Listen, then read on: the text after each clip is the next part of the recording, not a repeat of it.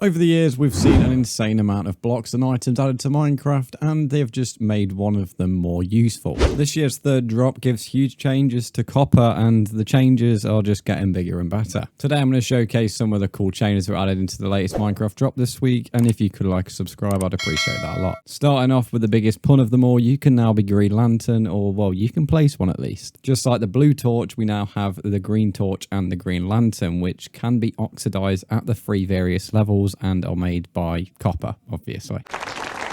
The light level doesn't change either, so it'll be the same as a normal torch. It just looks 10 times cooler. This is going to be great for horror builds, which I think maybe is why they've added it nearer the autumn period. The only addition I don't really like is the fact the oxidized level doesn't necessarily affect the light. I think it would be cooler if the more oxidized levels were less light, because then it looks like the light's kind of wearing thin or age has got to the actual item itself. That might be something they tweak. Again, these are only added in beta and preview, so it allows the developers to mess around, take on player feedback. So hopefully that gets tweaked. It's just my personal preference on what I think would be a bit more accurate. Yes, I'm aware this is Minecraft where blocks float, so I know it's not fully accurate, but you know what I mean. We also have copper and oxidized copper chains and iron bars. I feel like there's going to be some really good builds. I've already kind of touched on it with the kind of horror kind of builds with throughout the autumn period, but even just looking at the colors and the different oxidized levels, I feel it's going to make some very unique builds because the colors are so unique and not really seen in the game anywhere else at the moment. Lastly, we do have the lightning rods as well. Again, all of these items have the different oxidized levels, so if you don't want just pure copper, you can play around with the different colors. Considering only really a month ago copper was one of the most useless items in the game, to now have it having so many uses is pretty weird, but it's amazing to see, and I hope we see some other things like this with other blocks and other items in the game. It just allows us to expand our range of blocks that we can use. A short video today because the drop wasn't that big, however one that I think was quite significant, and it seems to be getting pretty positive feedback.